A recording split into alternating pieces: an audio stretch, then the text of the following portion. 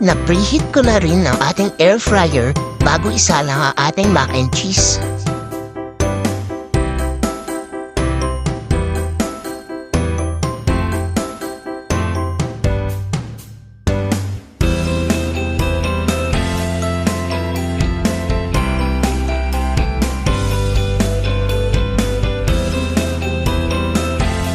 After 5 minutes sa air fryer, ay nakuha ko na rin yung luto na gusto ko.